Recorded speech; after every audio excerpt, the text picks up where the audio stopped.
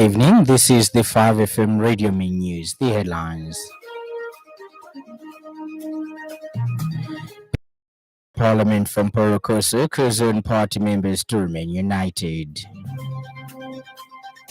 JCTR raises serious concerns about the current constitution review process.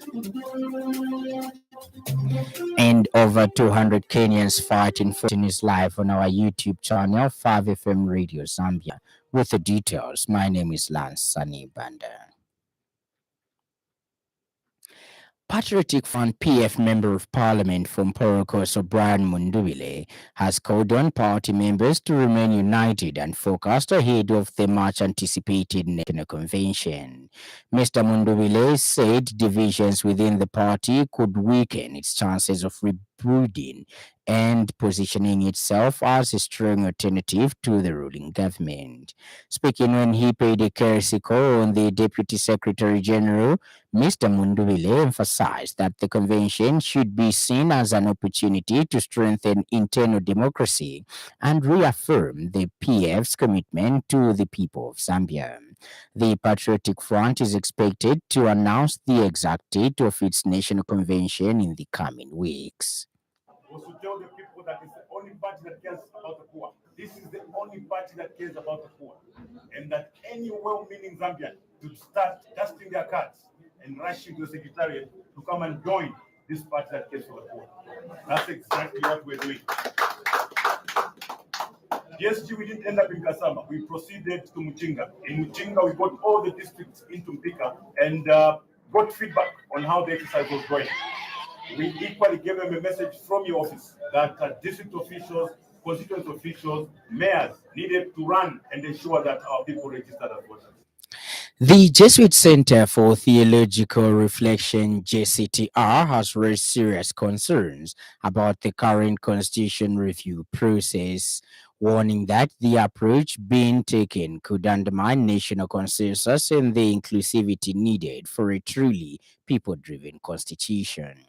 JCTR Deputy Director Boyd Nyirenda says the organization acknowledged the appointment of the Technical Committee on the Constitution Review as a process grounded in law under Articles 92, 1, 2F, and 2J of the Zambian Constitution. However, Reverend Dr. Nyirenda said the process as it stands is flawed, citing four main areas of concern: the composition of the Technical Committee, the consultation process, risk to democratic consensus, and the timing of the review exercise.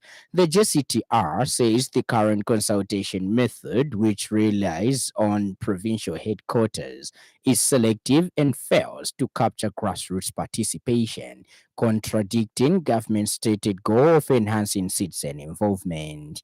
The center has proposed the use of town hall meetings and community outreach in local languages to ensure broader engagement. With regards to 40 consultation process, the current approach of collecting submissions through provincial headquarters is inherently selective and excludes many voices, especially at the grassroots. This contradicts the stated intention of the process, that is to strengthen constitutional democracy, enhance citizen participation, and ensure that the supreme law of the land reflects the aspirations, diversity, and evolving governance needs of the people of Zambia.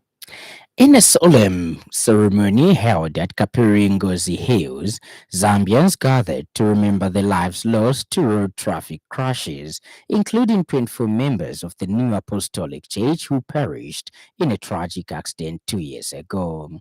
The event marked Zambia's commemoration of the World Day of Remembrance for Road Traffic Crash Victims, observed annually on November 16th. Chilufya Mwelwa, head of public relations for the Road Transport and Safety Agency, RATSA, delivered a speech urging attendees to recommit to making Zambian roads safer, highlighting initiatives such as guidelines for hiring transport for events and effective fleet safety management. Ms. Mwelwa said the lost lives inspire everyone to act together, emphasizing the theme "Lost Talent, Remember, support, and act. She reiterated RATSA's commitment to prioritizing road safety through vehicle safety, sensitization, and education in churches and schools nationwide. RATSA has implemented measures including guidelines for hiring transport and promoting fleet safety management to curb accidents. The event served as a call to action for stakeholders, including the media, police, and local authorities, to collaborate in preventing road tragedies. Spot we stand here today, where we lost 24 of our mothers, our sisters, our friends from the New Apostolic Church 2 years ago. Many other people who also suffered similar tragedies along this stretch. Lives cut short and talent lost, reminding us of the potential, the dreams, and contributions lost due to road crashes. During the same ceremony, Mr. Patrick Kasambila, District Commissioner for Chirundu, expressed condolences to the families of the deceased, describing them as heroes who died doing God's work, and their work will stand the test of time, and the Lord God is with them until the end of time. Mr. Kasambila urged fellow mourners to seek strength from God and to continue the noble work of saving lost souls. He also appealed to the community to support the families of the deceased, particularly the children left behind. Above that he keeps us together and be strong in carrying out his work. Let us may not forget the noble work which our departed ones were fighting for to save the lost souls. As I am ending my speech, I would urge all the churches and family members who have gathered here today, bear in mind that some of the departed ones left small children. I'd like to request you to take good care of them, and we should all trust in God in all what happens in our lives. We all know that God is the creator and that he knows what is good for each and every one of us. Zambia and Finland have reaffirmed their strong partnership in promoting sustainable water management. This followed the courtesy call in Lusaka today between Minister of Water Development and Sanitation, Engineer Colin Zovu, and Finland's Deputy Minister for Foreign Affairs, Mr. Pasi Helman. Engineer Zovu thanked Finland for its continued support, including a €20,000 contribution towards this year's Pan-African Water Conference held in Lusaka. He said both countries are now preparing to co-chair the United Nations Water Conference in 2026, a milestone that will strengthen cooperation on global water challenges. The minister also highlighted a new memorandum of understanding with the Geological Survey of Finland, focusing on groundwater research and sustainable water supply. The meeting reflects Zambia's growing leadership in international water diplomacy. The United Nations Population Fund (UNFPA) has launched Braille information booklets to help prevent sexual exploitation and abuse among persons with visual impairments in Zambia. The launch was held in Lusaka today and marked an important step towards inclusion and protection for persons with disabilities. Speaking at the launch, UNFPA country representative Mr. Seth Brookman said the event symbolizes a strong commitment to inclusivity and the UN's global pledge to leave no one behind. He noted that persons with disabilities continue to face barriers in accessing protection and safety information, with over a million Zambians, or around 10 to 11% of the population, living with some form of disability. Mr. Brookman described the launch of the Braille IEC booklets as a groundbreaking milestone, giving people with visual impairments the tools to understand their rights, report abuse, and seek help. He emphasized that this initiative aligns with UNFPA's transformative goals of achieving zero UN met need rather for family planning, zero preventable maternal deaths, and zero gender based violence and harmful practices. And the Zambia Agency for Persons with Disabilities, ZAPID, has reaffirmed its commitment to promoting inclusivity and protection for persons with disabilities. Speaking at the event, ZAPID General Director said the initiative marks a major milestone in empowering persons with visual impairments with access to critical protection information. In the meantime, the Zambia National Federation of the Blind has praised the United Nations Population Fund, UNFPA, for promoting inclusivity through the launch of Braille materials on the prevention of sexual exploitation and abuse. And in other news trending this evening,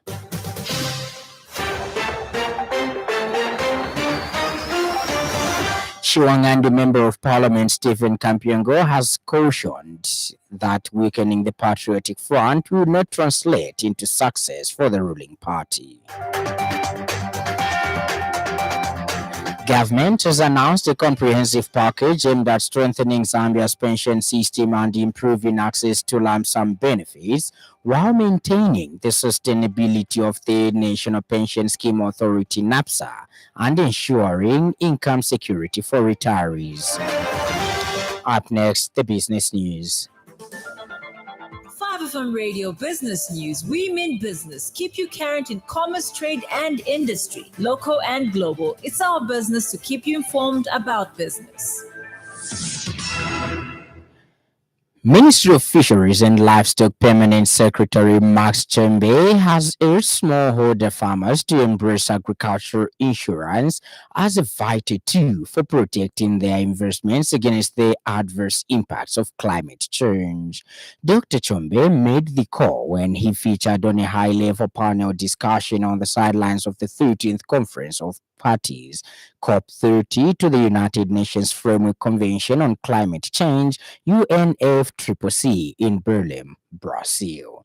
The discussion, held under the theme From Farmer-Led Adaptation to National Scale, Scaling Farmer Resilience for Climate Action, explored how public-private partnerships can strengthen farmer resilience in the face of climate risks. The permanent secretary highlighted the importance of insurance solutions in supporting small-scale livestock farmers to adapt to erratic weather patterns and disease outbreaks that threaten their livelihoods. He cited the example of Pula Insurance, which has been working with governments and development partners to expand access to agricultural insurance in Africa. Dr. Chombe, who was accompanied by his Director of Livestock Development, Mr. Bonwell Mupeyo, reaffirmed Zambia's commitment to partnering with development organizations, research institutions, and private companies to accelerate climate-smart livestock production and secure sustainable livelihoods for smallholder farmers. Ends the business news. 5FM Radio Business News. We mean business. Keep you current in commerce, trade, and industry, local and global. It's our business to keep you informed about business. And in news from across our borders, some 200 Kenyans are fighting for Russia in its war against Ukraine, and more could be recruited into the conflict, authorities say. Among them are former members of Kenya's security forces, according to Kenya's Foreign Affairs Minister Musalia Mudavadi. Some of those who have been rescued said they were forced to assemble drones and handle chemicals without proper training or protective gear, the minister added. Kenyan President William Ruto last week requested the Ukrainian government to secure the release of Kenyans currently held in the conflict zones. And in sports news, the Chipolo Polo boys have left for Port Elizabeth ahead of Saturday's FIFA Window International friendly against South Africa.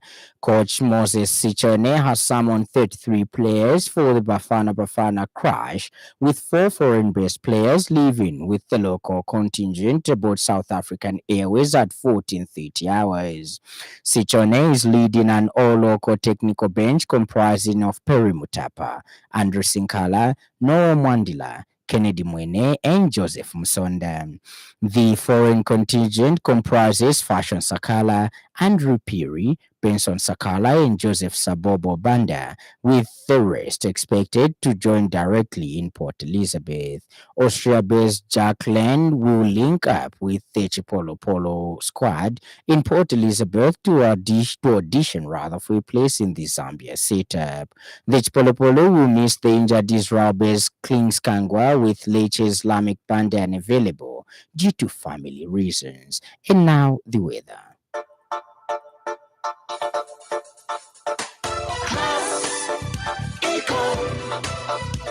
Class Econ Roofing Africa.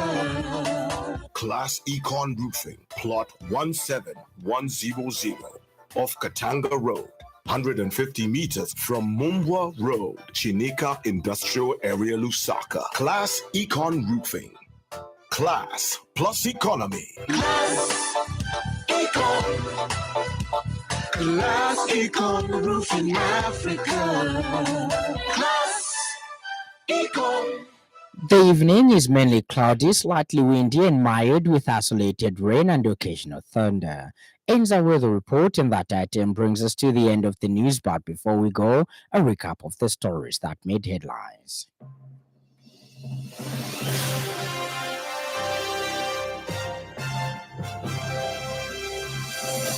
Patriotic Front PF member of Parliament from Porokoso Brian Mundibile has called on party members to remain united and focused ahead of the much anticipated national convention.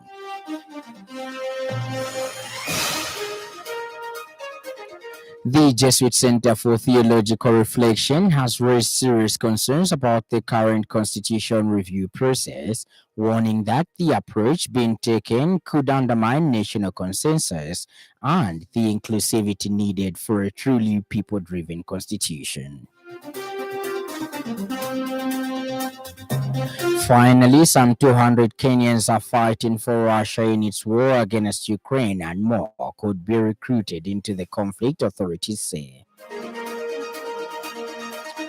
For more news, follow us on Facebook, 5FM Radio Zambia, and subscribe to our YouTube channel, 5FM Radio Zambia. On behalf of the entire news crew and the technical department, thank you for listening to Happy Hour of 5FM. Stay safe and stay tuned to 5FM Radio. My name is Lance Sannie Banda. Enjoy the rest of the evening.